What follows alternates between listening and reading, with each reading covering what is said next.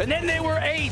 We've reached the quarterfinals of the 2024 Men's NCAA Lacrosse Championship. The defending national champion and top seed Notre Dame Fighting Irish getting set to take on the Georgetown Hoyas and avenge their only loss of the season when Georgetown took them down in overtime back in February. Kevin Warren, the Georgetown head coach, back in his home stomping grounds here on Long Island, hoping that Georgetown can finally break through to championship weekend. The Irish and Georgetown Hoyas on the top of that bracket, Duke and Maryland on the bottom. That's later today here at Hofstra, and then the other 2 games tomorrow in Towson. Paul Carcaterra, Chris Cotter with you. We got the meat sweats, the pasta sweats from that big Italian meal we had on Long Island last night. We're ready to go. Hope you are as well. First game, Notre Dame and Georgetown. What should we expect? You know, big picture for this weekend, Cotter. It's the first time since 2004 where all 8 seeds advanced to the quarterfinal round. There's a prohibitive favor in the field, and it's Notre Dame. They're the best team in college lacrosse, but the hook is that Georgetown is the one team that was able to get them back in February. And you know, the one guy that really sticks in his crawl is Pat Cavanaugh, the ultimate competitor here for the Irish. He's the ultimate competitor. He's also the ultimate weapon. He dodges from all over the offensive set. He's Notre Dame's all-time leading point producer. He's so smooth behind the cage, he can trip you up and get to the rack. He is so fun to watch, too. A little backhand action to his mate, Jake Taylor. He's got the question mark, which is also the answer. He is ultimately decorated. He's the Offensive Player of the Year this year in the ACC, a multi-time All-American, and the all-time assist leader in Fighting Irish history. Meanwhile, for Georgetown, the big 3 offensively, what we've come to expect. You got Haley as the passer. You got Bundy with the howitzer of an outside shot. And you got Aiden Carroll. He scored the game winner in overtime when these 2 teams first met back in February. But Kark, lately, we've seen some newcomers come on the scene. Yeah, Jordan Ray was Johnny on the spot a week ago in round 1 against Penn State with 4 goals. I love the way he found seams inside, was a finisher. So opportunistic in terms of his right-hand shot. The sophomore out of Baltimore, Maryland, also has a freshman line mate in Jack Schubert. 3 goals in the regular season. Well, he matched that feat in round 1 against Penn State with 3 right-handed, left-handed. He balances the offense for Kevin Warren, and he has a future star in Schubert. Warren played his college lacrosse for Hofstra, was a great defenseman right here on this field. 25 years ago, he told me before the game, that's the last time a Georgetown team played their way into the semifinals, and they won on this very field against Duke back in 1999. Coach Corrigan, 36 years at Notre Dame. Finally, he broke through last year after so many trips to championship weekend to win the title. As crazy as it sounds, this might be his most complete team in his tenure in South Bend. He's got the stars at attack. He's got the balance at the midfield, and the best stopper in college lacrosse in Liam Entenmann. Crowd, a really great crowd already assembled today here at Shuart Stadium in Hempstead. When you think about what's at stake, obviously everything is at stake, but Georgetown's got to break through. They've lost 9 straight quarterfinal games. Obviously some of them before Coach Warren took over, but now, I think now is the time. I feel like they're poised to make a run, but they got to beat the #1 team in the country and the defending champs. And the first face-off of the game goes Georgetown's way, but they can't do anything with it. As they do so often, Cavanaugh picks up a ground ball in the middle of the field. This time it was Chris. Here comes Pat. So deflating when you win the initial draw, and then Chris Cavanaugh comes flying out of the box to make the check, to get the ground ball, and to feed this offense. Anderson Moore in goal for Georgetown, the freshman. He has exploded onto the scene this year out of the state of Alabama. Here's Chris Cavanaugh working on a shorty. The skip pass, open shot, and the Irish are on the board first. It's Devin McClain, the All-American midfielder.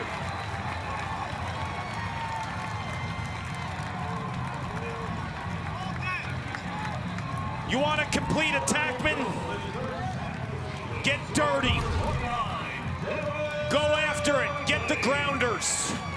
Give your team an opportunity to cash in when you don't win that face-off.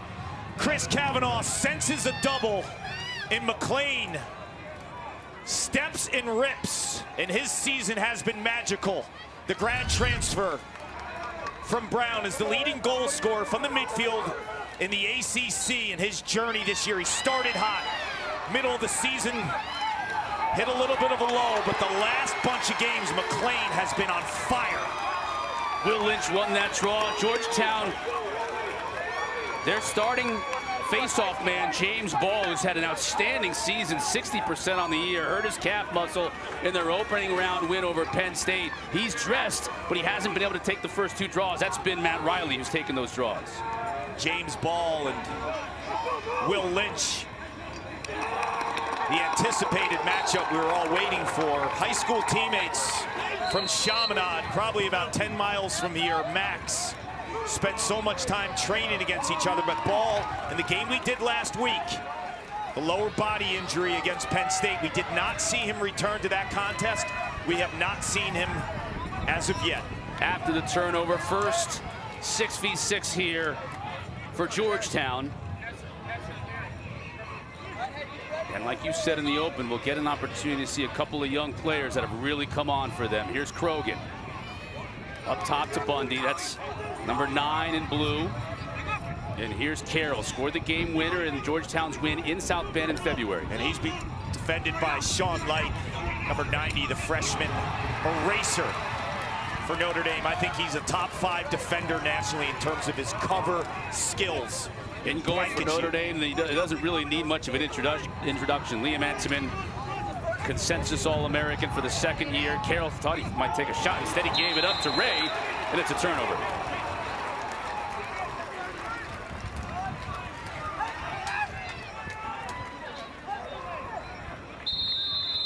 Georgetown's got to make use of every possession because you know Notre Dame is going to be efficient. Coming out of the box, it's Riley Gray.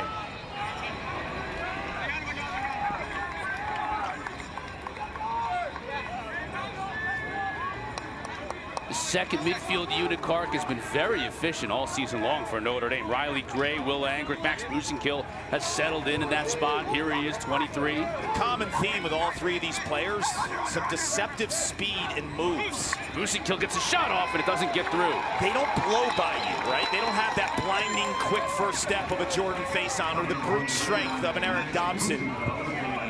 But their body control, their lacrosse IQ, they just sense pressure. And they beat defenders without clean breaks. Georgetown with the clear. Gonna try for early offense here, and the shot sails wide. Early offense would be advised to break and solve Liam Entenmann. Season average, he's at 55%, but his last 5 games, he's making a run at the Tuorton Trophy, saving 63%.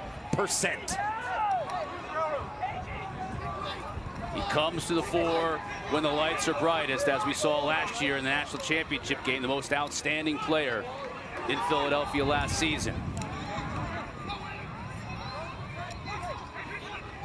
Here's Carroll coming upfield, the extra step to greatness, but there's Entenmann making the save.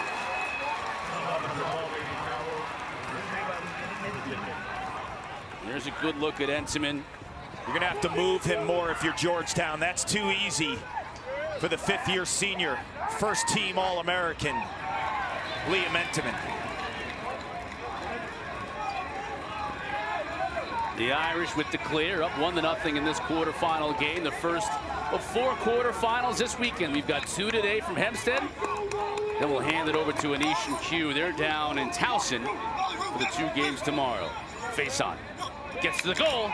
Can't get a clean shot off, though, as doing a nice job. Seamus Foley coming back in defense. There's that quick first step. Jordan Faison, a slot receiver for Marcus Freeman and the Fighting Irish football team.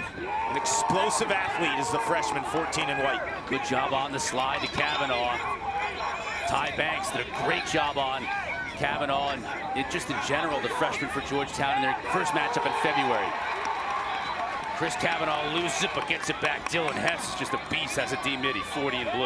Yeah, you don't want to get in his body. You want to use space if you're Chris Cavanaugh here. Try to pass it inside, but McLean is dumped by Banks. Second turnover of the game for Notre Dame. Look at this crowd we've got coming in here at Carc.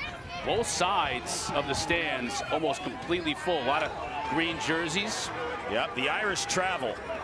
A lot of alum in the tri-state area. You know, they played Cornell a month ago on Long Island with 8,000 fans, and they can bring it. Kevin Corrigan's created an atmosphere and a brand of lacrosse. It's must watch. Alex Verdaro. That was Bundy's rocket shot, shooting it just wide. Got to be more on target, though. Bundy has a hammer. When his feet are set, you could argue he's the best stretch shooter in college lacrosse with the right hand from deep. Schubert. Far side of Carroll, tried to send him a pick. Defender in light went around the pick. Here's Haley. Puts his shoulder into the defender, can't get anything going. That's Napolitano. Draped all over him. Good feet inside. The shot from Ray is just high. 4 in blue is an outstanding passer. His head is always up.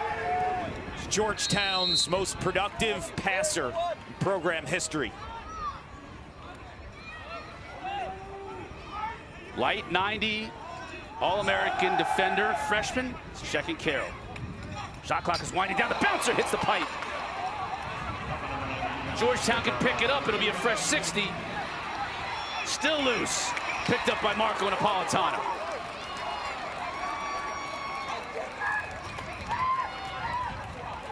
Good pressure that time on that possession from Georgetown. They got everything but the end result they were hoping for. You know, as Notre Dame clears and gets it into their offensive set, 51 in white, Pat Cavanaugh.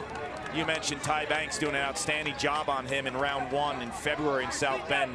1 goal and 2 assists. Banks is only a freshman. Cavanaugh, a 5th-year senior. But what I've seen from Cavanaugh as the year has progressed, he is dodging from everywhere in the offensive zone. A lot like a Lyle Thompson or a Connor Fields with Scott Marr at Albany, allowing their quarterback to go everywhere within the restraining box. Gray shoots and scores on the run.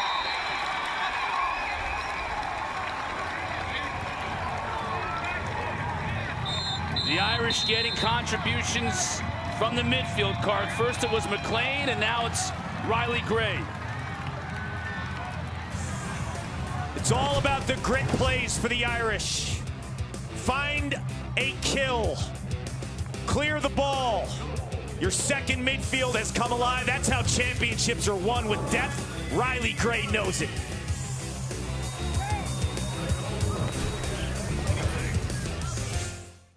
We've spoken of it. Now let's look at the highlights. February 25th, Georgetown just 1-2 on the season, Carc. Needed to win in the worst way. They went to South Bend and beat the defending champs. Yeah, Pat Cavanaugh came alive after a quiet first 3 quarters. 4th quarter, he had the 3 points.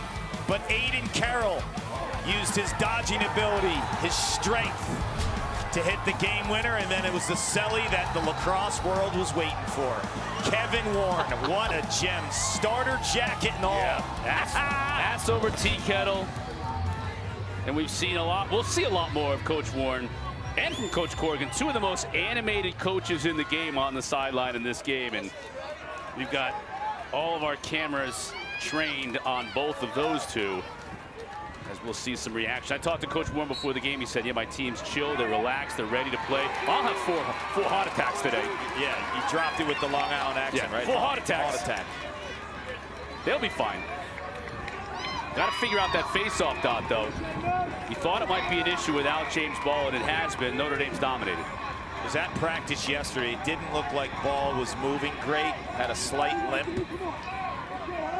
It is hard to replicate face-off speed too, because of the quick movements with your lower body after you win or you lose to chase it down. You can do all the clamping you want, but it's the movements after. Fisher Finley now a 3rd midfield line on the field for Notre Dame. So Coach Corrigan keeping his team fresh. Look at that pass inside. Kavanaugh scores. One-handed from Jake Taylor.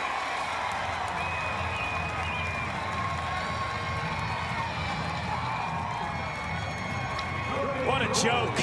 You gotta be kidding me, Jake. I spoke to Jake earlier this season. He told me in his backyard he practiced with his dad who played at Denver. Time and time again, just catching bad passes, throwing one-handers behind the backs. This is where the backyard pays off. You feel that pressure. He doesn't have the time to find his bottom hand. Shows you the strength of Jake Taylor with the top hand, the creativity and the improv, and then it's all alone. Everyone converges on 13 and 50. Chris Kavanaugh's wide open.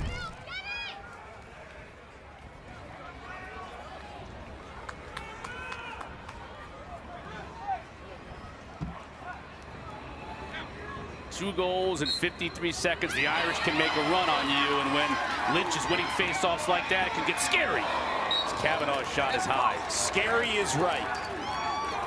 Now Georgetown has come from behind time and time again. They did it last week against Penn State. They were down 7-2. Penn State is a top 8 caliber team from a talent perspective, but they're not Notre Dame.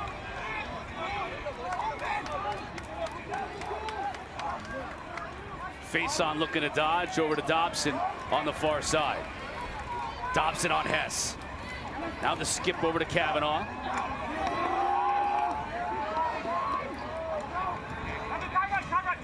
Kavanaugh uses a Taylor pick. Gets this big little on him. Now he's got a shorty on Pat Kavanaugh. Look at the head up. Good job defensively, though, by Seamus Foley to steal it. Kevin Warren by nature is a defensive specialist. He's so good at scheming. It's all about the details and the technique of his defenders.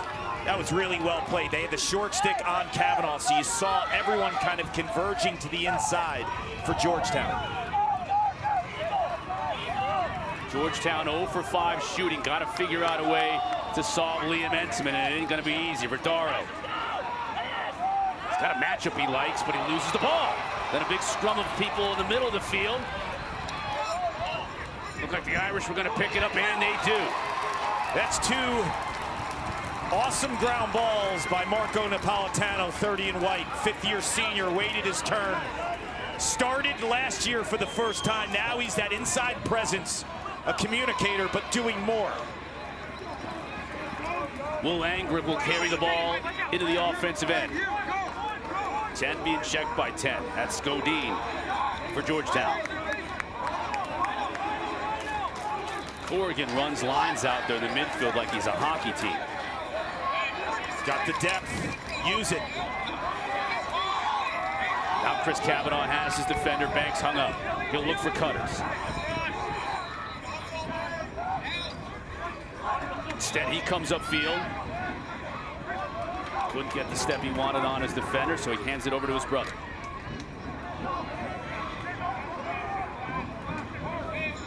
Kavanaugh gets a pick, just gets free, but shoots it wide. Not a roll out on that shot. I love the way they pick. You know, Chris Wojcik, their offensive coordinator, practices that quite a bit, but they have Kavanaugh at the high wing with a pick, and he's a step away from instant offense. Angrick with his head up top. Here's Chris Kavanaugh. Shoots wide, race to the end line, won by Riley, so it'll stay with the Irish. Only 5 seconds to shoot, though. So Pat's going to have to either make something happen here quick or dump it in the corner. He's just going to dump it in the corner. Notre Dame will set up their ride, which is very effective, mostly because of the Kavanaughs. They are relentless defending on this. They're like piranhas. They have 61 combined ground balls coming into this game because of what they do mostly on the ride in that middle of the field. Georgetown was able to clear it, though.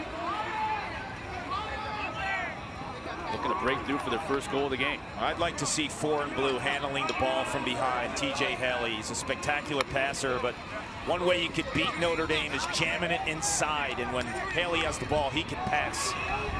Ball is tipped. Ends up with Shuart here on the near side. Shoots. He scores! Well, that trend continues. 3 in blue. Had an awesome weekend last weekend at home in their win against Penn State, and he keeps it going this weekend on the island. This young buck has some wrists. Last week against Penn State, I saw him with a roll back to his right hand and absolutely destroyed a corner.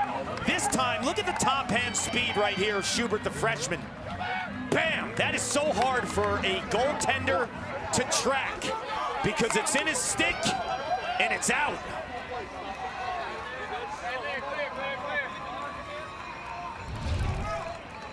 What a journey 2024 Jack Hubert has had. 3 goals combined from the regular season. Then he had 4 in the Big East semifinals, 3 a week ago. I mean, you talk to the coaching staff, they said it was just a matter of him just finding some confidence, and John Hogan, their offensive coordinator, said Shuart just started getting better and better. Like his freshman growth from the middle of the season to the end was astronomical. Hey, Clark, you think about it, for Georgetown, they had to work Bundy at attack at points in time during the season. Schubert's development now has allowed Bundy to move back to his more natural midfield position. And that's critical. That's a great point by you, because Bundy, who was drafted in the 2nd round by the Denver Outlaws, he'll be a 2-point threat in the PLL. You have to defend the outside, so that creates more of an inside presence for your crease players, like a Jordan Ray, who had 4 goals last week.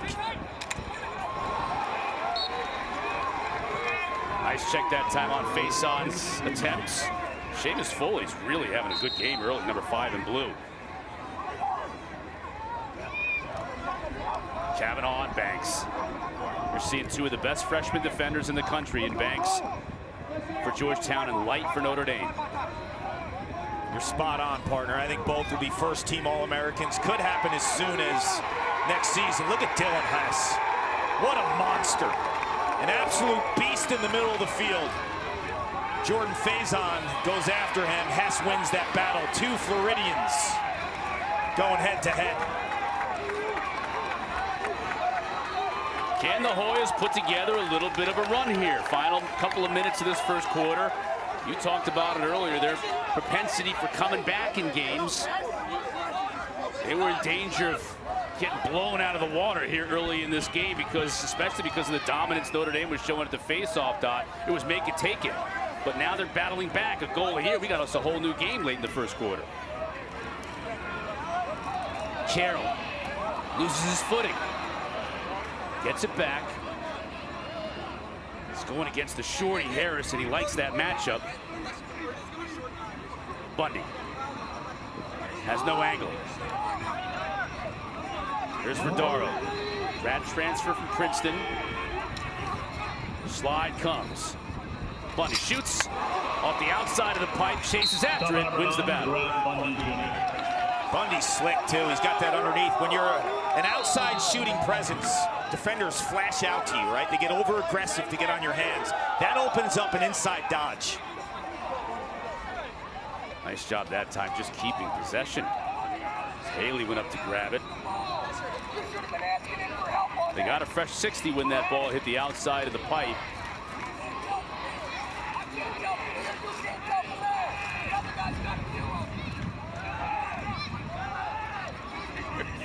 Carroll, one of the team captains.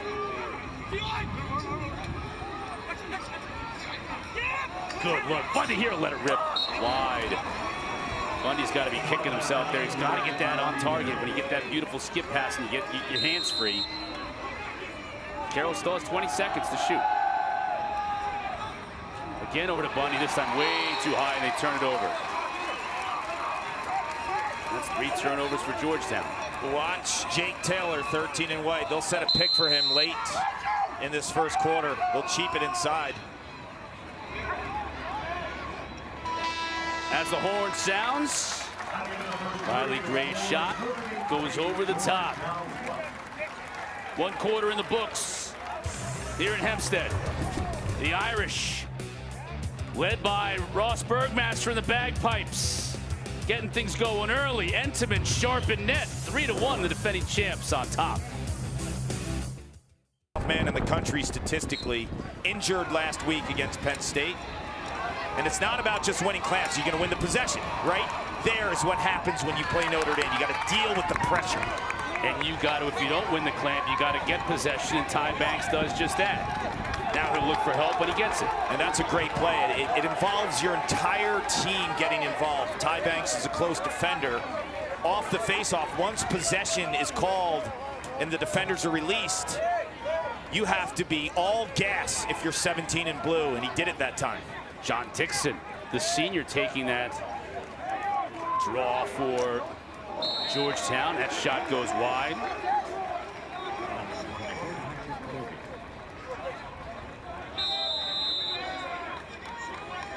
Here's Haley. You said Ford's got to have the ball in his cross to get the party started. To Verdaro. He shoots a tough angle shot. Entenmann's all over it. No angle. That is not going to fly against the best netminder in college lacrosse. You have to take another step. You have to move him or shoot around him. A low angle shot from Alexander Verdaro against Liam Entenmann like that will never fly.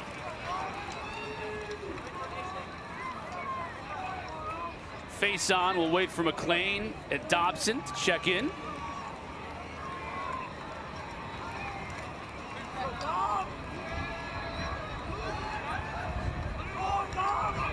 Dauber on Hess. You see some collisions in this game between those two guys. 2 slabs of beef. Here's Chris looking to dodge. What a pass. And a good save that time by Moore.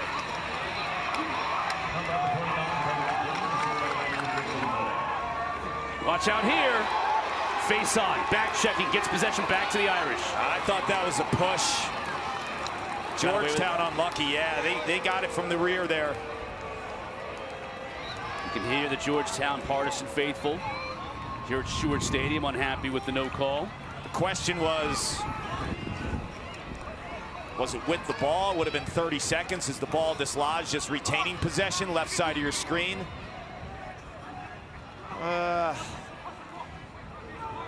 More times than not, they're going to call that.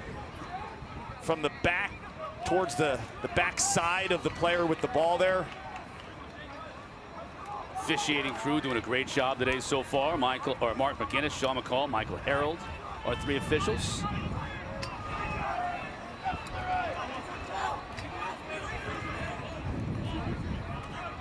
Irish are scoreless now. Long stretch, almost 10 minutes. Georgetown's hanging in there. They just can't get anything going on the offensive end themselves. Shot high. Stays with the Irish. If you're new to lacrosse, on a shot. Team that has a player closest to the ball when it goes out of bounds either retains or gains possession. There's Notre Dame in that particular instance. Here comes Pat Cavanaugh. Inside, face on. It's Moore right in the helmet, I believe. And that's what I love about Pat Cavanaugh operating from up top too. Such an elite passer. Everyone moves different when you know you're going to get the rock. And when 51 has it, he's got eyes in the back of his head. The ability to distribute and understand where teammates are. Dobson unleashes that left. Notre Dame's missed 9 shots in a row.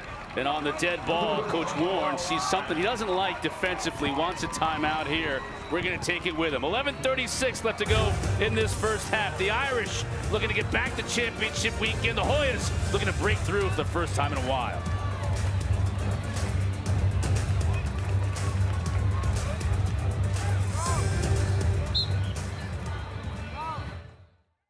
NCAA championships. As we take a look at our bracket, 2 games today. Notre Dame, Georgetown ongoing. Duke and Maryland later on today from right here at Shuart Stadium. And then tomorrow down in Towson, Syracuse, Denver, Hopkins, Virginia. A wise man once said, no one remembers a quarterfinal loser. Yes. Was that you? No, it was another wise man. One of the wisest men I've ever met in my life. You might hear his voice tomorrow. Turn the broadcast, Towson.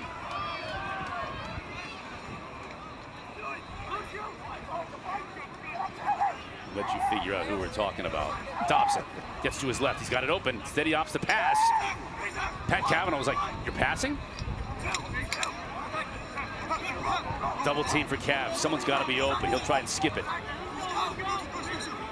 Now he's on the shorty, so 51 might look to dodge.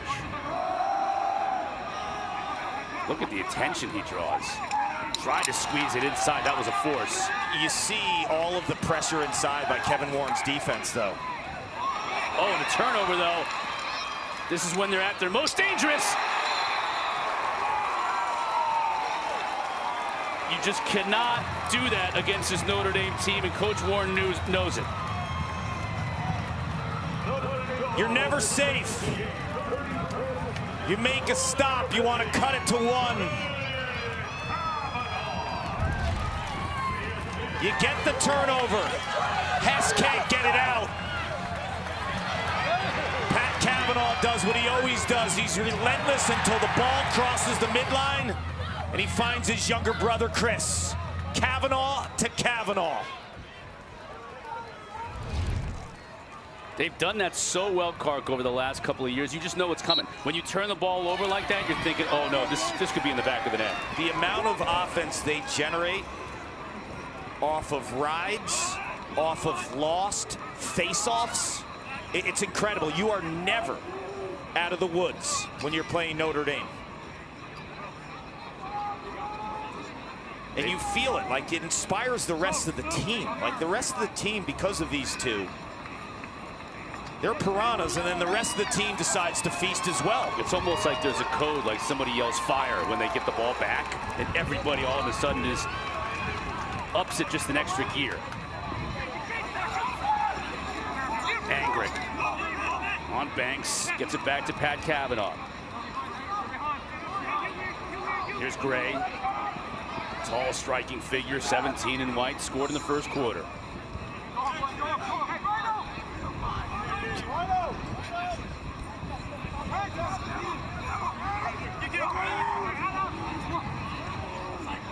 Ball movement to Chris behind the cage. Back to his right, doesn't have any angle there. The Irish patient, but now under 10 to shoot. That's a tough angle, hits the outside of the cage and picked up by Moore. Can you clear the ball? The freshman from Alabama, Anderson Moore, makes the stop.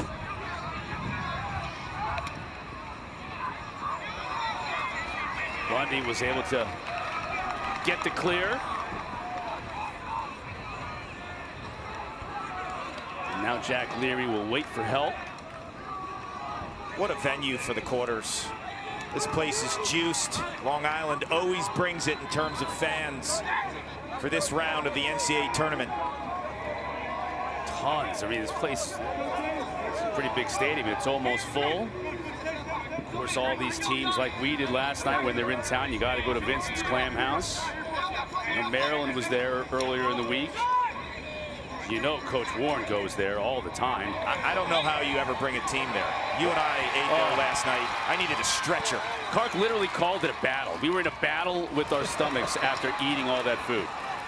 Another turnover here forced by the Irish. That's 5 turnovers against Georgetown here in the first half.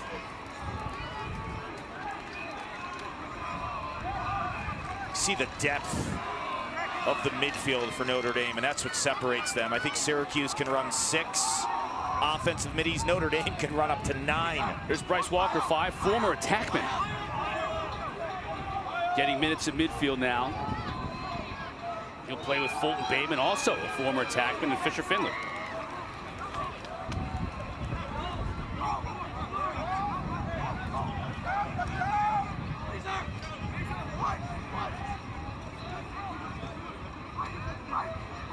Finley Over to Kavanaugh. Kavanaugh gets under his defender and just shoots it high. Bayman gives chase. They're actually giving a pop to Pat Kavanaugh, who's on the sideline right now. He looks fine. He's getting a breather. Bayman. Yeah, so Bayman's at attack here. What a luxury. Just stealing minutes for your starters to get a breather. Finley.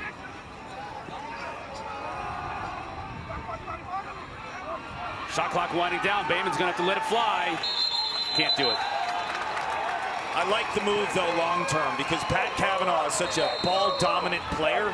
His minutes are not the same as Jake Taylor's minutes. You don't have to sub Taylor, who occupies the inside of the offensive zone and is a finisher. Pat Kavanaugh on the GPS is non-stop all day long. So you give the ball carrier a pop, and you allow him to get back in the game, which he is now, and he's fresh. Georgetown 0 for 2 shooting here in this quarter. Ray looking to change all that. Can't get underneath the defender. That's Harris. Now for Darrow on Bergmaster. Gets a pick, gets the shorty matchup he likes, but doesn't have an angle. Look at White coming out there in the passing lane.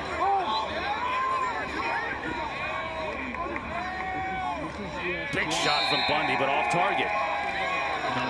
We've seen that a bunch. Yeah, he's been off target all game long. He hasn't forced Enseman to make a save, I don't think, on any of his shots. No, the way the shots are falling. We'll get another one here, but he can't make the catch on Ray's pass. He's not getting the stick entirely across his body because he's shooting to the near pipe. When he's shooting to the far pipe, he's getting more torque, and you see more of a follow-through. Haley. 10 to shoot for Georgetown. Good look. Carroll will shoot this one and score. Make no mistake about it.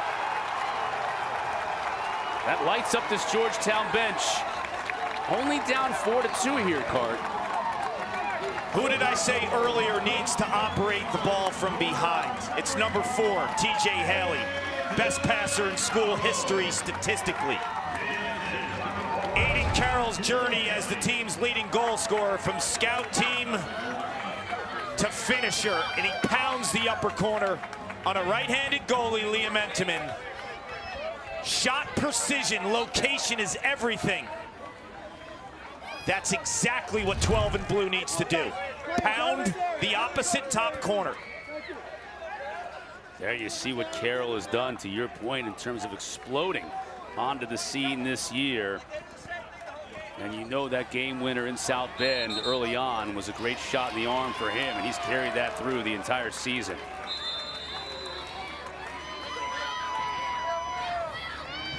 Georgetown was quick on the whistle with John Dixon. Coach Warren just trying everything he can to figure out somebody that can win some faceoffs for him today. We're seeing Dixon, we're seeing Riley, we're not seeing James Ball. 1 and blue has not entered the game. And that would be a collision with his high school teammate in Will Lynch. 2 players who spent a lot of time training together when they were youngsters. Kavanaugh, a little disorientation with the defense, gets it to his brother, and Moore with the save. He's got 4 saves this quarter, 5 for the game, but he's starting to heat up. We saw that last weekend, too, against Penn State. He's not known to have incredible starts to games, but his future is limitless. You see the top hand speed. Aiden Carroll beat Liam Enteman on a similar shot. Offside upper corner. The top hand speed of the freshman from Alabama, Anderson Moore, was on display there. De Hoy is just clearing it. Can they build a little momentum here? On the field where their head coach played his college lacrosse, grew up just about a half hour from here, depending on traffic. Could be an hour and a half from here at times. If you're lucky. I actually hosted Kevin Warren on a recruiting trip. My freshman year at Syracuse, he was a senior in high school. Genius. I obviously didn't do a good enough job. He picked Hofstra over Syracuse. It was Vincent's Clam House that ultimately won him over. I always tell him, if you picked Syracuse, you would have played in 4 championship weekends. Yeah. You would have won a national title. I know. He and Beardsley playing together. That'd have been interesting. What's the Italian place in Syracuse you love, though? You can go ahead and throw them a plug. The one where we always go to when we road trip up there? Sant'Angelo. Yeah, I love Sant'Angelo's. The Utica Greens there. I love Francesca's. So there have been plenty of places for Warren Denosh. It's a big Italian contingency. They helped build the Erie Canal.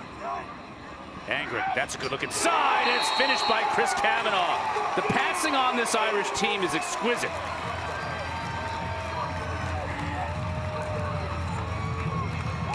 It's a great way to describe the selflessness in the way they share the wealth. Exquisite. And it's the depth of passers. Angrick makes a beautiful pass to the backside to one of the better low-angle shooters in college lacrosse, and Chris Kavanaugh. Angrick was hurt a year ago with a ACL injury, rehabbed. He's part of the 7, 8, 9 different scores at the midfield that Kevin Corrigan could roll out. And you know the patience of a backside shooter in Chris Kavanaugh in that set right there. He sets his feet knowing where the defensive eyes are. Clark, 4 of the 5 goals that Notre Dame has scored have been assisted, and 4 different players assisting on those goals in this game.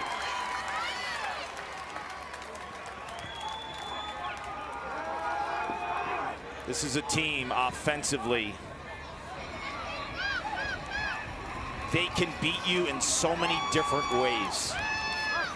They could beat you inside with Jake Taylor scoring 5, 6, 7. We've seen him score 8 goals before. They can beat you dominating one-on-one matchups with Pat Kavanaugh, which we've seen a ton. They could beat you with a second and third midfield. So where's the head of the snake? That's the biggest question when you stop Notre Dame or you attempt to stop them. Where's the head of the snake? Dobson with his right this time. Tried to use a Taylor pick, couldn't get it to work for him. Now Godin checking him. Get it behind the cage to Pat. 20 seconds to shoot for the Irish. Shot inside, Moore makes the save on Taylor, but it's picked up by Kavanaugh. Shot 13, Jake Taylor, saved by Anderson Moore. He shoots it high. Number 51, Pat. Saw he had Godin on him and thought he might try and take advantage of that. So fun to watch. 10 years ago, they were at Hofstra. Pat and Chris Kavanaugh sitting by the left end zone, watching their brother Matt play against the University of Albany in an epic overtime game where Matt scored the game winner. They were little boys back then. Now they return to Hofstra in search of a repeat. Chris. Moore makes that save. Faison picks it up, though. Here we go again, a fresh 60. This Georgetown defense is going to be exhausted.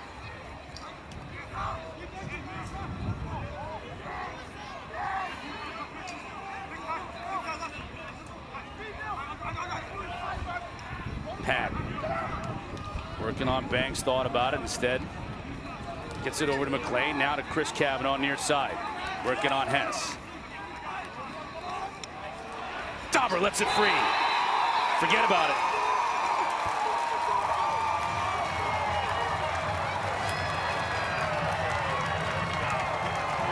This is a different kind of gas. Moments ago, you saw Anderson Moore, the freshman, with the top hand speed to make the offside high save. Well, this isn't your run-of-the-mill, set your feet, let it rip. This is Eric Dobson. He's a flamethrower from North Florida. And that is just sweet heat. You're going to see him stretching defenses in the PLL for Andy Towers in the Chaos. What were you saying on draft night? His nickname will be Dauber. Yeah, they got Dauber. Shane Knobloch, who was drafted 4th overall from Rutgers, another midfielder. Yep. Dauber, Knobber. It's going to be the Dauber-Knobber show for the Chaos. Because Andy Towers, if you listen to his huddles, and in the PLL, we've got him wired up, mic'd up. A nickname for everybody on the team. And most end in an ER, right? He's got Minnow, Smitter, Smitty, yeah, Smithers. Had Smithers for a while. He's going to have the Dauber and Knobber show. And right now, the Dauber and his teammates are putting on a show here at Hofstra. 6-2 our score, a minute 6. I mean, that was one of the reasons why I think they became such a national phenomenon, because of what the walking wound did, and they played through it because it was so big to get Notre Dame that first national title. I mean, they're regulars in terms of conversation on the Pat McAfee show. Yeah, he fell in love with them when Pat had a hamstring made out of a rubber band. And I credit Kevin Corrigan, their head coach, for allowing them to be creative, allowing them to be themselves. And it's only elevated this entire offense and created opportunities for so many other players to flourish. The Angricks of the world and the Riley Grays, with all the attention on 50-51. This is a deep offensive unit. Here comes Angrick, the clock winding down. That one was tipped. And it'll stay with Notre Dame. Shot clock not a factor here. 15 seconds on the game clock here in the first half. Pat comes off a pick, has a little bit of room, shoots and scores! And I mean just a little bit of room, Carc, but that's all 51 needed.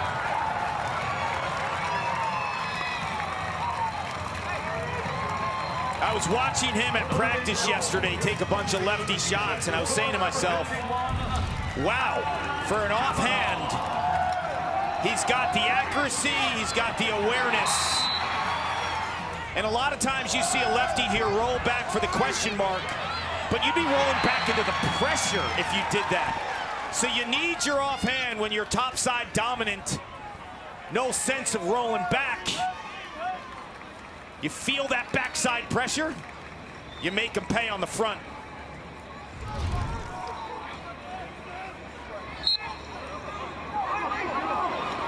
Can the Hoyas get something here before the half ends? Carroll shoots it too high.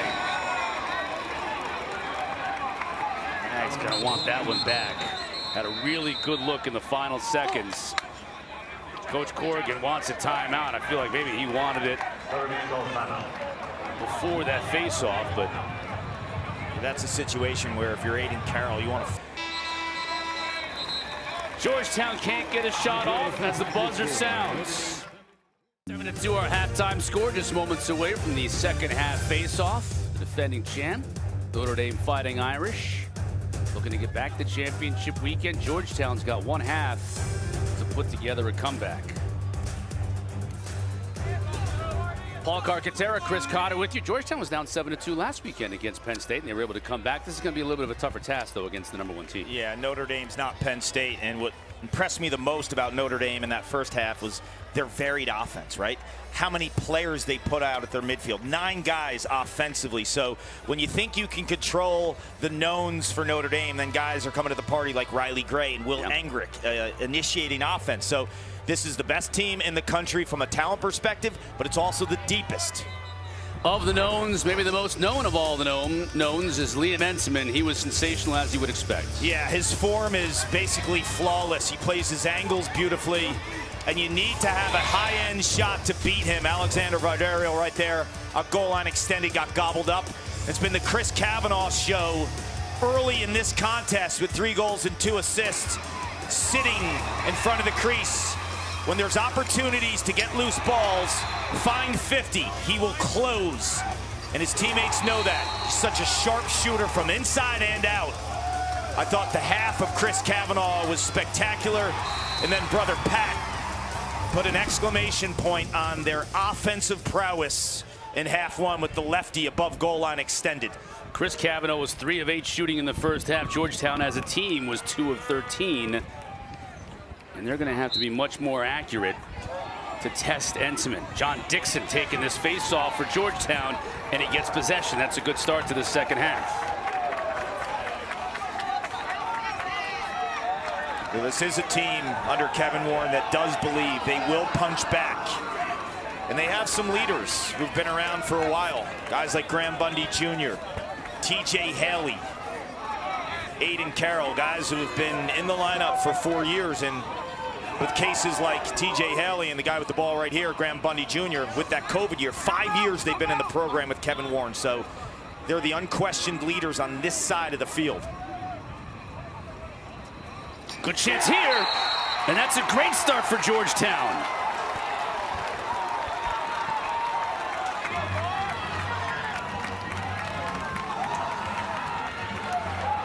Hewlett High School, minutes from Hofstra.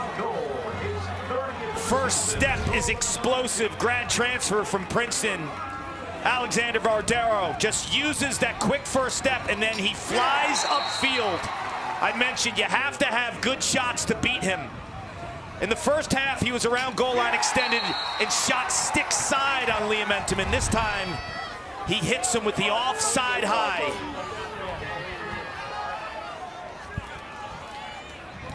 Dixon back at the dot. And he was too quick on the whistle, the violation, so Will Lynch will put it in play for the Irish.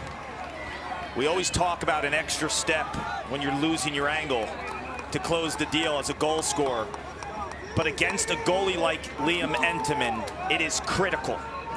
It has to happen to move him and then get the angle to shoot offside, because if you take that shot prematurely, you're shooting to his strong side.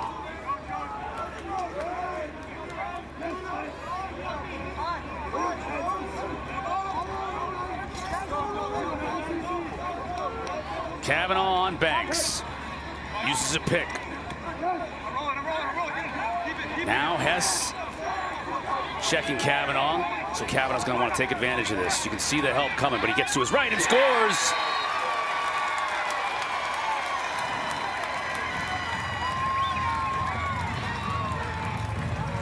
It's almost like he baited the slide to come to his left, so he would have room to go to his right. He baits the defense and manipulates the defense in terms of the switch to get the short stick. Pat Kavanaugh was drafted number 6 overall by the Boston Cannons. He'll play with his brother Matt. You have an attack of Asher Nolting, Marcus Holman, and brother Matt on the left side alongside Adam Sharalambides. The way that Pat Kavanaugh has played this season and how effective he is in front of the cage, you can play him as a midfielder. You just don't want to get him caught on defense, but offensively, his game is becoming complete from up top. Dixon battling, but it's Carter Parlett who comes out of there with it. Parlett wearing 40 today. And another possession for the Irish. Yeah, Parlett wears number 40 in honor of Mike Sennett, who was a part of the program as a player and passed away in 2007. And that jersey's been worn by a lot of different players throughout the course of the year, and it's an honor to wear that jersey. And Parlett is one of those effort short stick D-midi guys. Anger's shot bounces off a teammate. And the race was won to the end line by Ty Banks.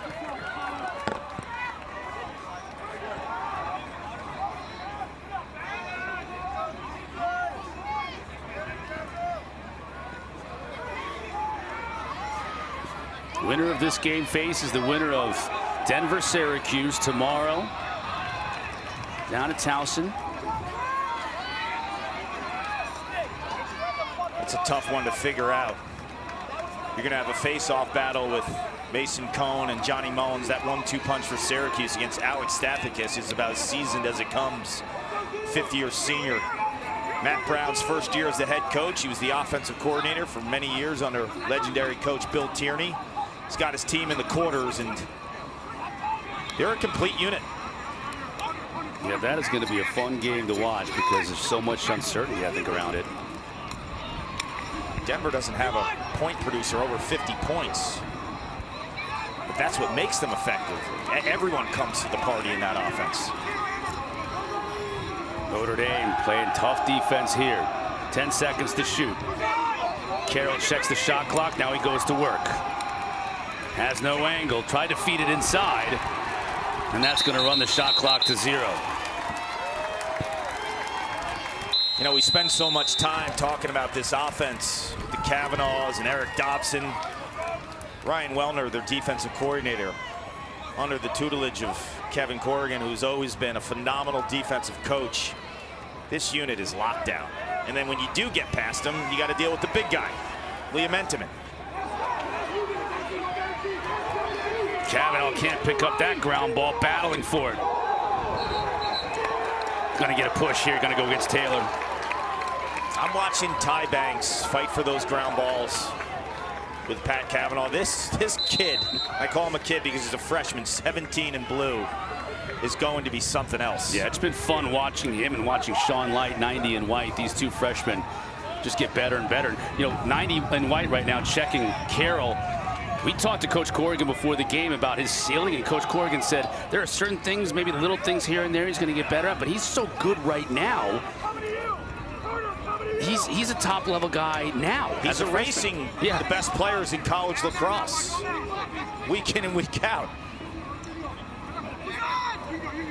You know, maybe his off-ball he's going to improve upon a little bit in the coming years, but he's already, to your point, an eraser at the top level. All the top guys in college lacrosse. The voice, too. You become another coach on the field as you get older and into the defensive system for many years. You see that at Maryland with Ajax Zapatello. You're an extension of the defensive coordinator and Jesse Bernhardt. That's where you see a great defender become even better, because you make the guys around you better from a communication standpoint.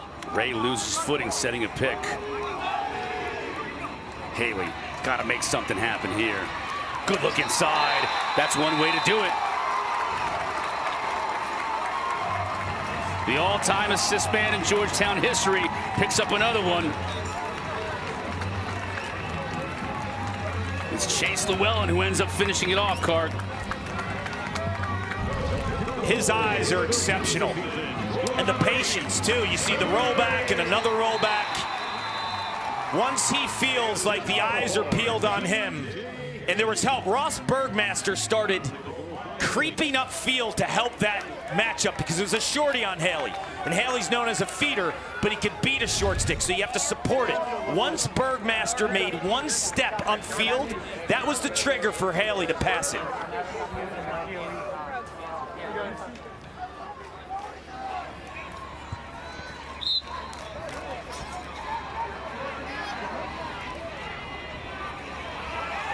Irish connecting, picking up yet another face-off.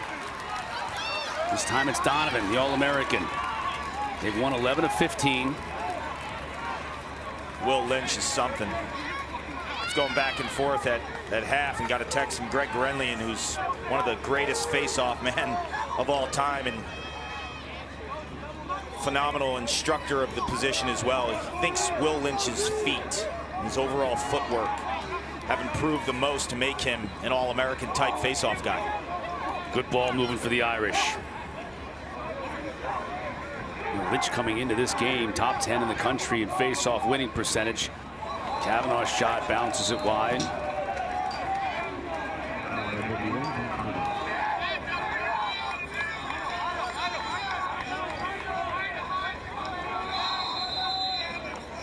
Georgetown is hanging in there here in the second half. They've closed it to within 4 on 2 of 3 shooting, which is much better than in the first half, where they were 2 of 13. Can they keep it going?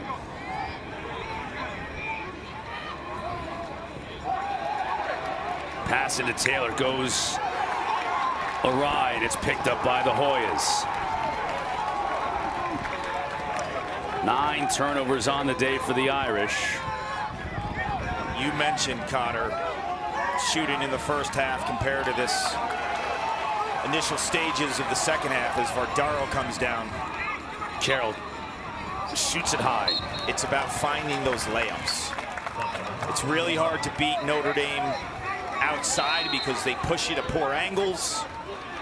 You're rarely going to see a midfielder initiate from up top and score from the alley against the Irish.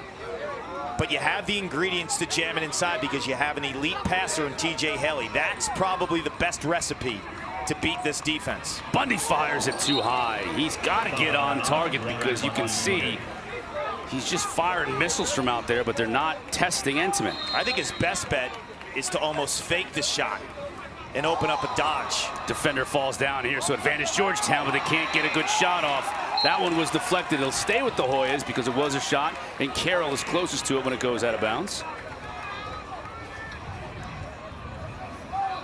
Corrigan. Carroll goes by Corrigan, always wanting an explanation for something. Carroll on Light. Light got away with one there. Thought we might get a flag as got a check on the head. That's a shot. Stays with Carroll. I love the physicality, too, of the short stick D middies. You see Harris was on the goal line extended area against Schubert. Just muscles in and just rides out that hip. Haley.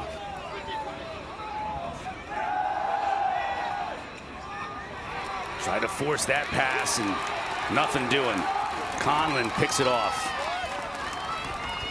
9 turnovers now for Georgetown. Both teams having turned it over 9 times today as we go past the midway point of this third quarter.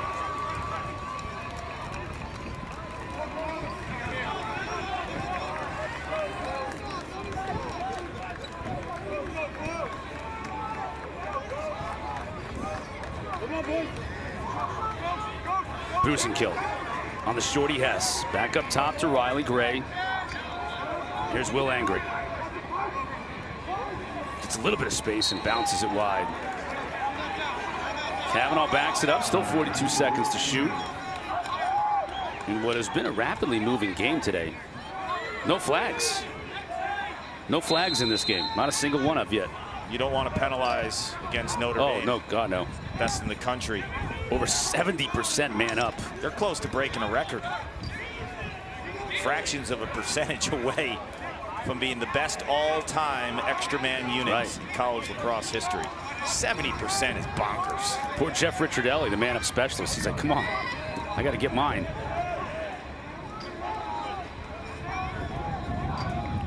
Great. To the middle of the field, shoots too high. They're getting good looks. He's been assertive today too, Riley Gray, 17 in white. He'll check out.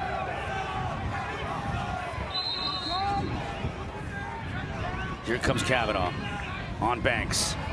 So now the slide. I'll get to something in a second here. That's such a smart substitution. So they sub out Riley Gray and they put Will Donovan almost like as a free safety, stopping any kind of transition. If you're going to go for a shot late in the shot clock and there's a turnover or a save, there's going to be no fast break for Georgetown because Will Donovan is sitting in the middle of the field when he subbed for Riley Gray. Georgetown, their 20 shots, Clark, only 7 of them have been on cage. You know, it could get into an offensive player's head when you're playing against a goalie like Liam Entenmann. You try to get that perfect shot, but at the end of the day, offense it's a rhythm type pattern. Schubert was able to get that on Entenmann. He made the save, but gave up the rebound to Llewellyn. Fresh 60 for Georgetown. Ray on the move, shoots. Save made. That's 5 on the day for Entenmann. Good looking shot from Jordan Ray, though.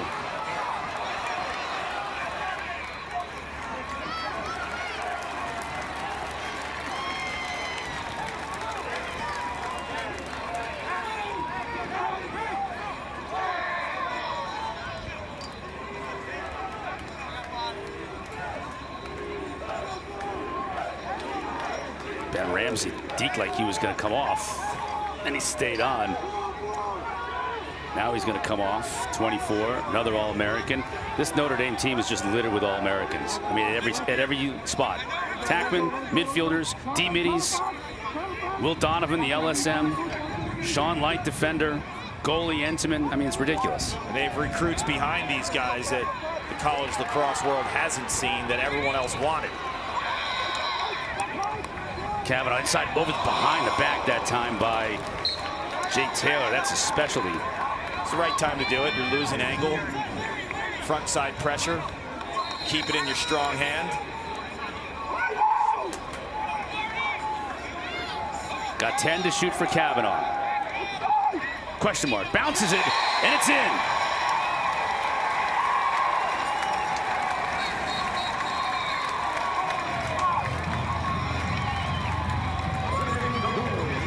Cotter, you talk about all the All-Americans, but at the end of the day, it's the leadership, the bookends, the childhood friends, the high school teammates. You've got Liam Entenmann closing doors time and time again, and then absolute perfection. There's good defense, but at the end of the day, it doesn't matter.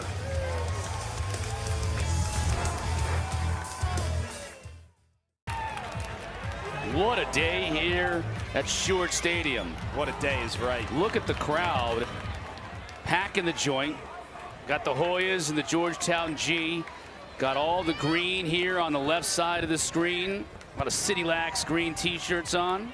We're at Hofstra most times for the quarters, but there should never be a time you're not at Hofstra for this round. It just brings out so many fans from the tri-state area.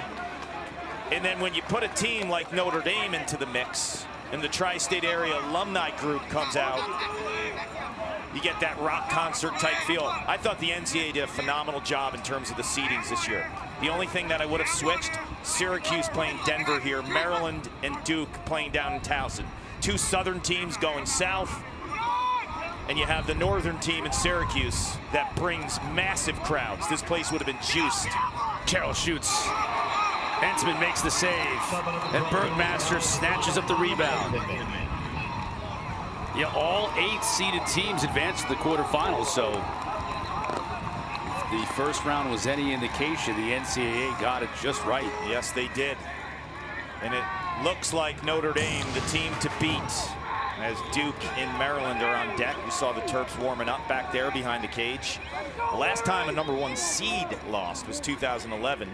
When John Tillman's Terps, in year 1 for Tillman, beat John Desco's Syracuse Orange in the quarterfinals. Georgetown trying to turn that again today, but they're going to have to mount a massive comeback. Face on. Gets free and scores. Think that guy knows how to operate in traffic? You think. Don't booch me, Cotter.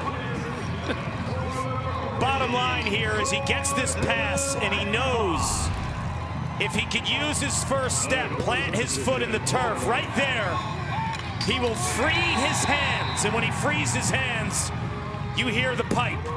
The rest is history. That is extraordinary in terms of movement. It's catch, it's plant, it's fight for space. Sharing a word with Coach Wojcik on the sideline, and for Coach Warren, deep in thought, how do you defend against this Notre Dame team with so many weapons and every single one of them coming to the fore today? Well, look, in the first half, who was the star? Chris Kavanaugh. Pat said, all right, enough of little brother. It's my turn. He comes in with 3 straight. Oh, we haven't seen anything from Faison yet. Well, here he is, one of the most explosive midfielders in college lacrosse, and he's only a freshman. The tools that they have offensively, it's a nightmare to scout.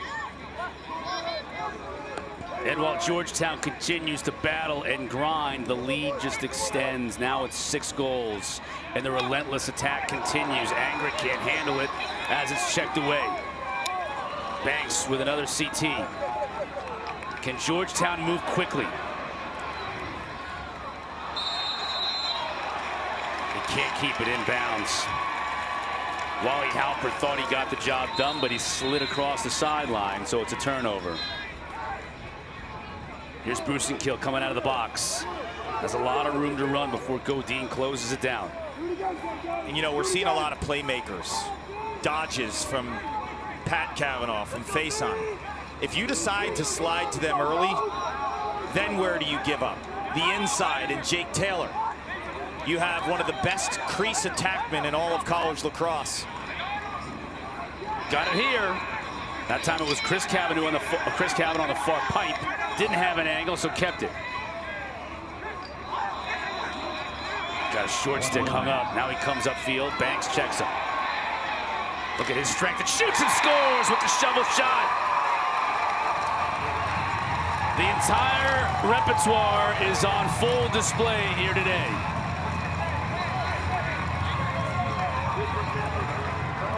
This is a slugfest of a one-on-one. Chris Cavanaugh is feeling it right here by Ty Banks. Getting in the body. He soaks the punch, and he gives the knockout. Feels the pressure, and then he continues to get underneath. And with that backhand, it is so hard to track. I think Anderson Moore thinks potentially Chris Cavanaugh might switch to his left hand, but that shovel shot and the instincts to pull that off is what separates a player like Chris Cavanaugh.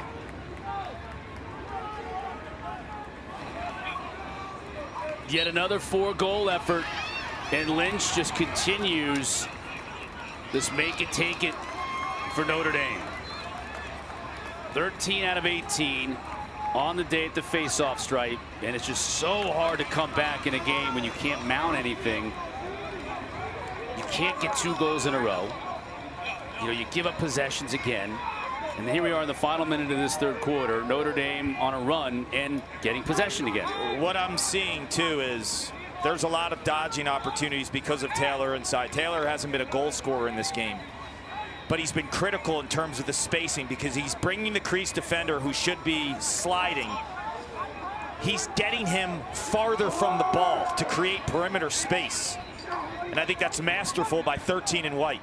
Dobson, this time 13 in white, tried to feed McLean inside. Faison is able to track it down, but the horn sounds to end the third quarter. Coach Corrigan and the Irish and their fans 1 quarter away from a return trip to championship weekend in Philadelphia. The Hoyas got to mount a masterful comeback. They've got 1 quarter to do it. We head to the fourth. Irish up 11-4. And the entire coaching staff back, you knew that they had everything ingredient-wise to make another run at a national championship, because you add all those offensive players and those two-way guys. You have the best goalie in the country in Liam Entenmann. You have a face-off man in Will Lynch, who's emerging as one of the nation's best.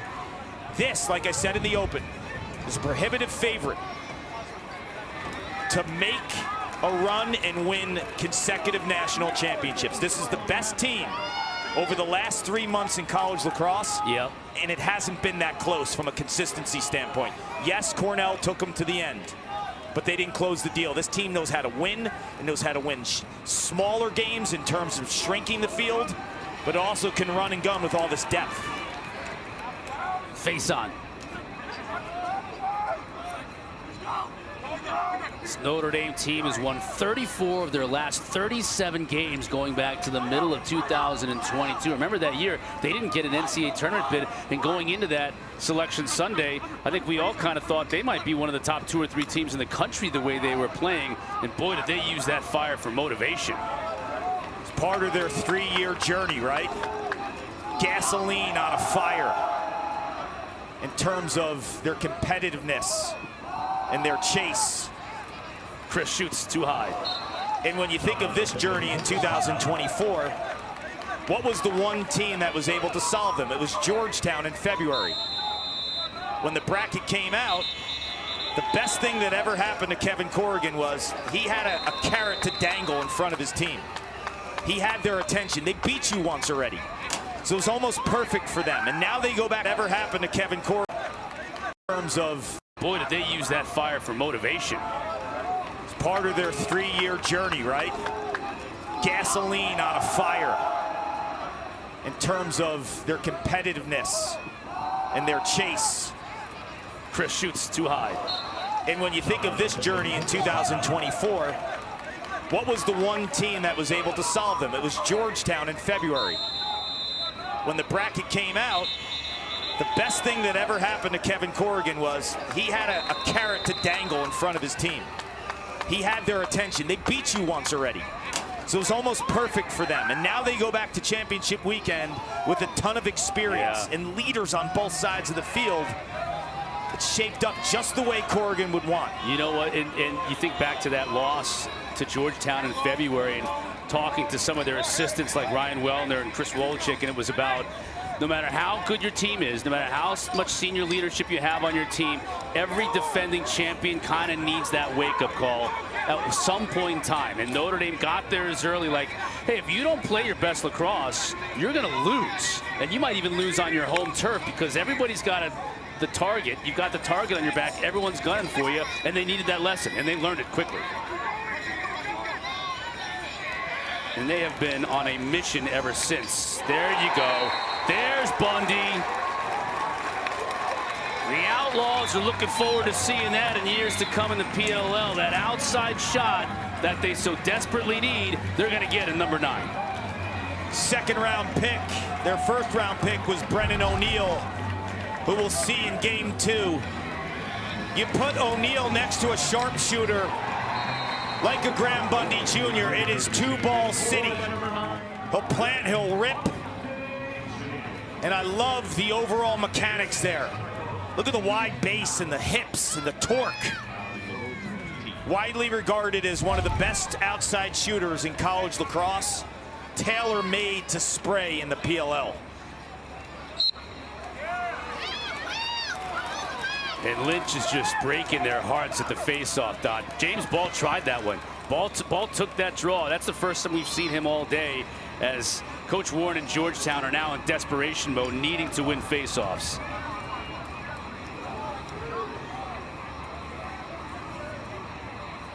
Because this is exactly what they can't have happen. You can't make a run if you score a big goal and then Notre Dame gets possession and they run 80 seconds off the clock every time. And the Irish are just going to be patient offensively. And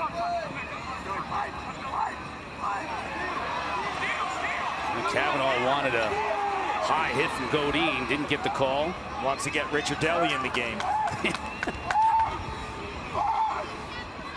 That bouncer shot, no good. Richard Deli is the man-up specialist. He has 7 of his 9 goals this year are man-up. On just 13 shots, 9 goals on 13 shots. He camps out in front of the cage and just buries them. We haven't seen the extra man. Historically one of the best of all time. It's the top scoring offense in the country. It's the top offense in terms of shooting percentage. Yeah. They're talented, they're skilled, they're athletic, they're efficient. And they are 11 minutes and 35 seconds away from going back to Philadelphia, a place that will forever hold a special place in Irish lore. Wow. I mean, Chris Kavanaugh is having a sensational game.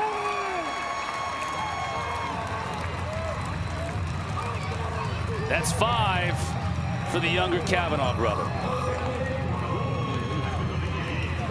Lower body strength and feeling pressure is what defines this move here. Get the defender up at the island.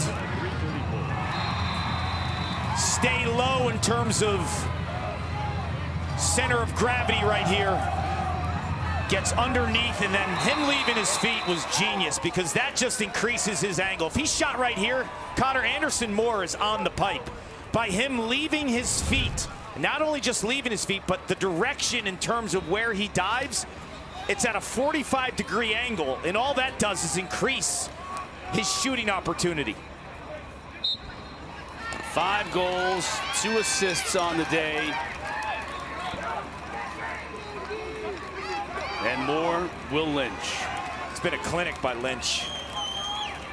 We knew if James Ball wasn't healthy, 16-5 is the face-off battle. If Ball wasn't healthy, this was going to be a long day. Like, Georgetown had to come out and find a way to get a first-half lead because you weren't winning the face-off battle without James Ball and dealing with Will Lynch. Finley trying to use that big body. This is the 3rd midfield unit for Notre Dame on the field. Kavanaugh. Moore makes the save. And look at Kavanaugh. As soon as he takes that shot, he's relentless on the ride, he and his brother. In the face of Moore, forcing a pass.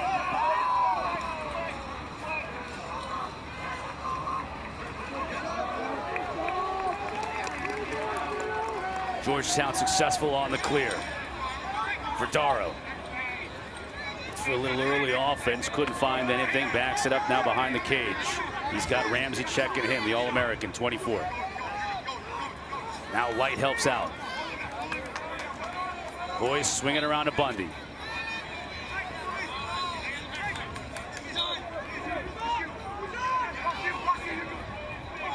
Here's Krogan. He's inverted.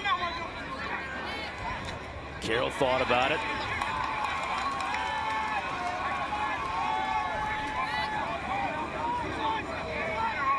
$20 to shoot. Bundy lets it rip. Scores!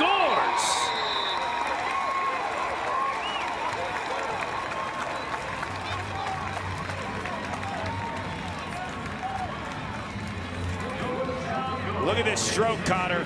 Very rarely do you see Liam Entenmann being beat from the outside stick side. But very rarely do you see a shot like Graham Bundy Jr. I didn't see the shot. No, you didn't. That is an absolute hammer. Pure gas. I don't know what Entenmann is relaying to the defense. Maybe get out on his hands, do something. You literally could not see that shot until you saw the net ripple. Or maybe he's saying, I didn't see it. Georgetown cannot put together any kind of a run, though. They can't get any momentum. It's just being stifled by Will Lynch at the dot. 10-man ride with an open cage, and it's Napolitano.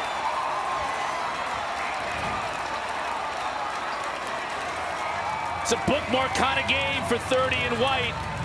Had a couple of great cause turnovers and ground balls in the first half, and he puts his stamp on this game with a goal from midfield. If any player deserved to hit the back of the net from downtown, it's Marco Napolitano. It's about all the right things. You come into Notre Dame, you sit for 3 years, you finally get your opportunity. Last year, as a senior, you start, you win a national title, you come back for your 5th year. There's an old expression Coach Roy Simmons Jr. used to say, and I'll apply it to Georgetown right now. When it rains, it pours.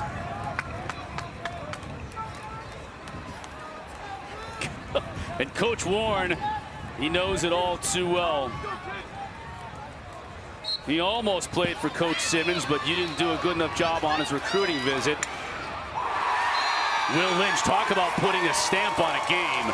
His dominance at the midfield X pays off with a goal, and that's going to do it. Look how fired up they are for Lynch.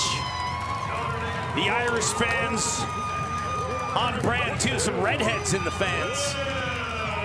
Of course, the Irish. This goal by Will Lynch hits on a lot of levels for me because as a midfielder at Chaminade, he was one of their top offensive players. He was a two-way guy. Didn't face off a ton. He's a right-handed player. He switches to his left to hammer the bottom corner. And that's the beauty of the face-off position in 2024. Elite lacrosse players playing the position. It's a two-handed, two-way midfielder making it count. So on consecutive goals, I've got a defender scoring with a goalie on the assist and then a face-off guy scoring for Notre Dame. That is a full team effort on both sides of the field. Bergmaster, the bagpipe player, with the turnover, picks up the GB. There was an incredible piece this week on how that all started years ago with Sean Meehan. How he started the bagpipe ritual coming out of the locker room and how they passed it down from teammates. Once you graduate, well, this is Ross Bergmaster's senior year. Someone is getting the bagpipe. After their last game, it will be in the locker. And then the new tradition with that player continues. I saw Ross at practice yesterday. I asked him, I wasn't going to ask him who is he giving it to because he would never tell me that. Who do you bequeath the pipes to? Yes. I asked him, do you think you have an idea? He said, yes, I have it down to 2 guys. Well, they better be ready for the critique from Quinn Kesnick. He has really created a cottage industry in critiquing bagpipe playing and pep bands, by the way. But Ross's story is amazing. So he was given in his locker the bagpipes, and he had no clue how to play. There was someone from upstate New York, he's from Auburn, in his area. It was an 80-year-old woman who knew how to play the bagpipes, who taught him how to play. Yes, who taught him how to play. That's a difficult instrument to learn to play. There was some struggles, right? Like he was not good at it. Now he's excellent. I asked him, were you able to send the video, the piece, the feature on the bagpipe to upstate New York? And he said the woman doesn't have a cell phone or the internet, but he said he's going to make sure when the season's over, he's going to sit down with her and he's going to show her the piece. She was a huge part of it. That's fantastic. I was about to say I'd like to see Q learn how to play the bagpipes, but I think Q was a great clarinet player as a youngster. He played an instrument, and it was all Long Island, I believe, at some point in time. Schubert scores. That's 2 on the day for Jack Schubert.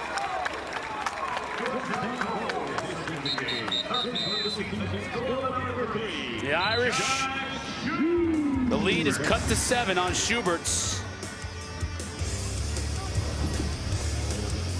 This is a beautiful take by Schubert. He's a two-handed player. We saw him spraying in the first round against Penn State, lefty and righty. The bagpipes will continue next week in Philly.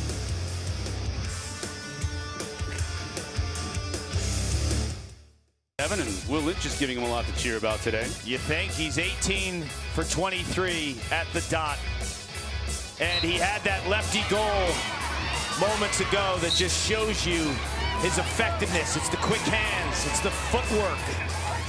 It's also the big game readiness of the double deuce that's separating him. He's a national champ. He plays better and better every single year. From freshman to sophomore to junior, you see more growth. The ceiling is incredible for Will Lynch. Just a junior this year. Another violation against Georgetown. And so this will be a 30-second man up for Notre Dame. Yep, the first time we get to see this man up unit that's 70.3% coming into this game, leading the country by a mile. Boom, technical. Delay game, 30 seconds. So every violation from this point on in the second half will be an extra man opportunity for the Irish. There's Richard Telly. There he is. Good job by our crew capturing a very clean jersey for 0 and white. Man up specialist. I mentioned it. 8th in the country with 7 man up goals coming into this game. And he just camps out on the wing there, Carc. Yeah, and it's a beautifully orchestrated unit because you have the inside finishers with Richard Telly and Jake Taylor. You have the outside lefty shooter in Dobson. You got the passers and the Kavanaughs. And then McLean and Chris Kavanaugh can beat you at mid-range shots. You have outside, inside feeders. It's got everything. And it usually works. Here's Kavanaugh up top. That's McLean. He'll shoot and score.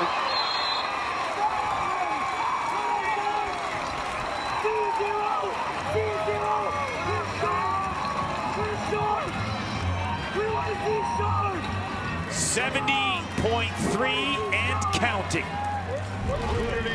You gotta be kidding me. Pick your poison.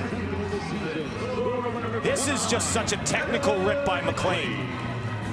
That is beautiful form and location. And I love the way that Chris Kavanaugh kind of sells the ball transfer going the other way, and at the last second he kicks it back to McLean, who's had a phenomenal 2024 campaign, 31 goals coming into the contest, and you see he's heating up as the season progresses. At Brown, 2 years ago, he's one of the leading scorers in the Ivy League with just under 50 goals. Now he's a midfielder, he plays off ball, rarely has to dodge, but he's such a smart lacrosse player IQ. For a guy that carried the ball a lot at Brown, it's amazing how strong of an off-ball presence he is. Two-time All-Ivy at Brown, transfers to Notre Dame, second team inside lacrosse All-American. former captain at Brown. You know, you mentioned it before, all the pieces that were coming back from the championship from last year, and then you add in McLean. You're never sure what you're going to get from freshmen, but Sean Light and Jordan Faison, are you kidding me?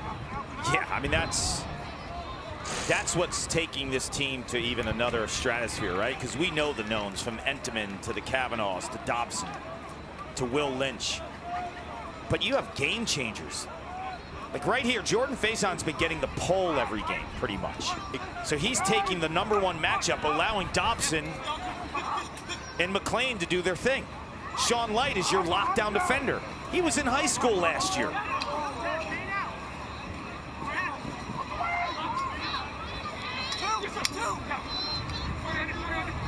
And the depth that we talked about earlier with Fulton Bayman.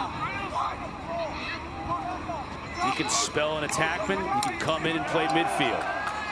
I will say this too, Cotter. It's 15-7. You're up 8 goals. I'm taking the Kavanaughs out. You have a little bit over 5 minutes, and the reason I'm taking them out is the lead is big enough. You play good enough defense, but those guys don't have an off switch. And they will scrap for every single ground ball, and I'm not taking a chance of any kind of body contact or hits. They're out of the game right now.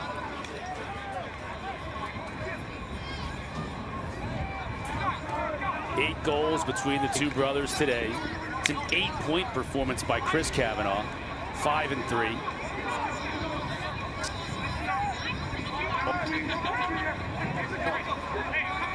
Schubert has room. Bouncer goes wide. Fedaro backs up. Just a reminder, this is just the first of 2 today. At 2:30 Eastern time, we'll face off with our second quarterfinal matchup of the day. And it's a classic.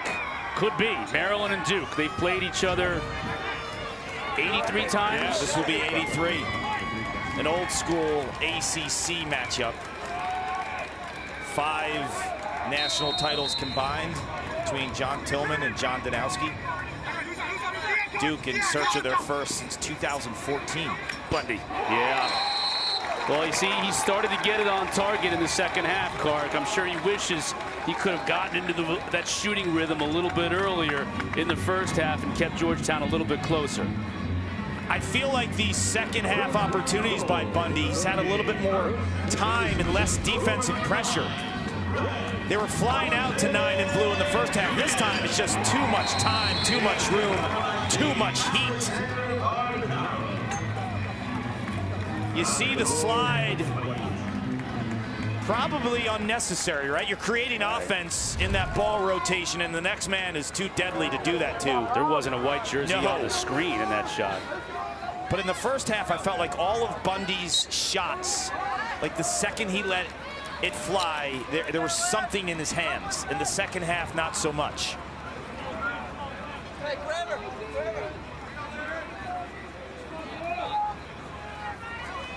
To your point, Notre Dame making some substitutions. Bayman at attack now. Still got Jake Taylor in there. They'll throw Brock Behrman in there as well, 36. So the Kavanaugh's day looks like it's finished. Bayman, he shoots and scores.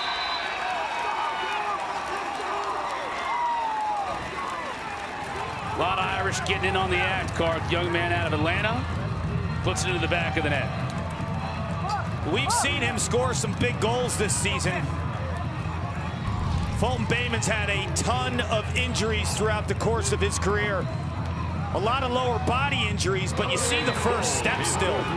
He's got the shake. He's got the two-handedness to make it count. And a nice change of pace. When this game was certainly far from over in the first half, he was spelling Pat Cavanaugh to give yourself some depth offensively, not only at the midfield, but even at the attack. As you head into Champ Weekend is a luxury. Colin Hagstrom, number 4 now for Notre Dame, taking the draw. A loose ball hold against the Irish. And to your point about freshmen, right? We've seen Hagstrom in here. They recruited maybe the top face-off guy in the country. He's a freshman on this team. We haven't seen him in yet. Andrew Greenspan. He's phenomenal. but he gets to learn under Will Lynch for this season and next season. So it's not only just the pieces that are here now, it's the recruiting and how healthy this program is moving forward. Verdaro beats Ensiman low.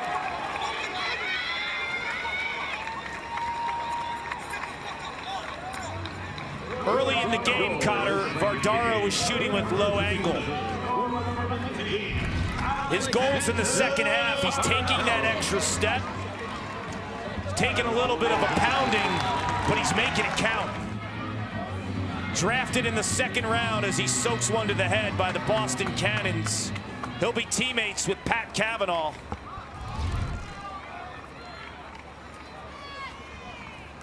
th overall pick by the Cannons in last week's PLL draft. A little battling being done though with the face-off dot. There's no quit in this team. That was Matt Riley. Georgetown's gone with Riley. They've gone with John Dixon.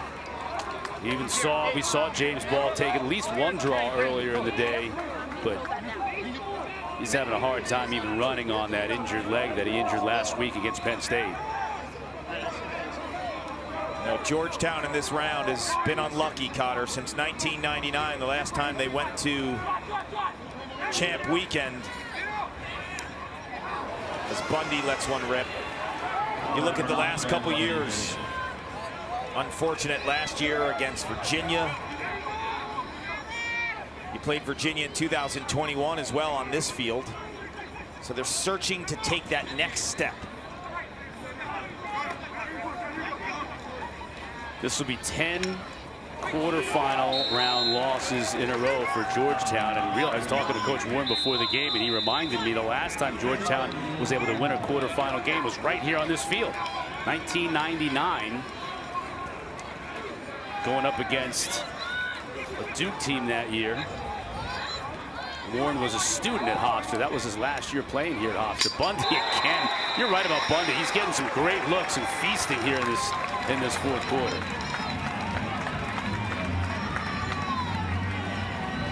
Bundy's like that three-point threat in hoops. If you don't fly out to him and contest the shot, it's turn and rake.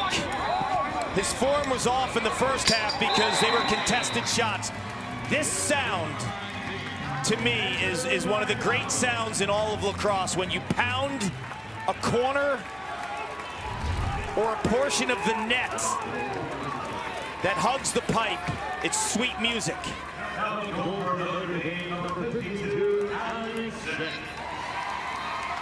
I would argue that's one of the sweetest sounds in all of sports, because you know what just preceded it.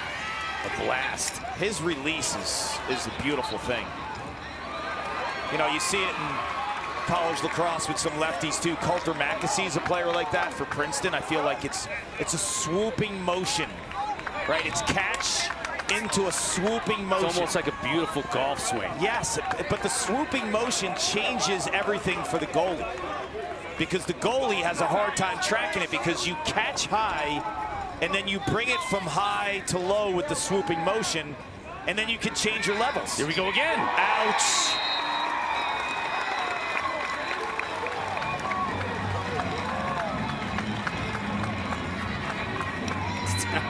Down to 5 goals as Notre Dame has made a change in net. They brought in Alex Zepp. 3 in a row for Georgetown, and Bundy scored 5 goals in the fourth quarter alone. It's ridiculous. I'll tell you one person who is thrilled to pieces right now. It's Tim Soudan, Denver Outlaws head coach. He is looking at Bundy and he's saying to himself, how do I find pieces in the offensive set that this guy can get his hands free and set his feet? And the beauty of all this, he'll be teammates with Brendan O'Neill, who could draw a slide. And you put those two guys on the field together, it can change the complexity of an offense that was missing in action last year. There's Ben Ramsey, comes out of that scrum with the grounder. So now the Irish can just go to work on that clock. And that's a tough place for Alex Zepp, who's been phenomenal in practice. When you talk to people around the program, they have 2 elite young goalies. Zepp and Jeffrey Ricciardelli's brother Thomas, who was the top-ranked goalie in the country 2 years ago. Those two will be in a battle for the ages once Entenmann skips town.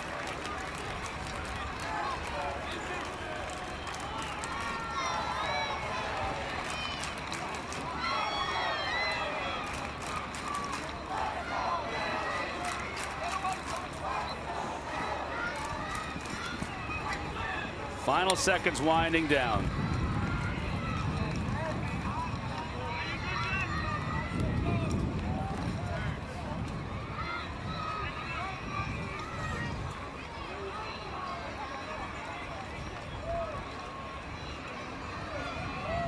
Winner of Denver-Syracuse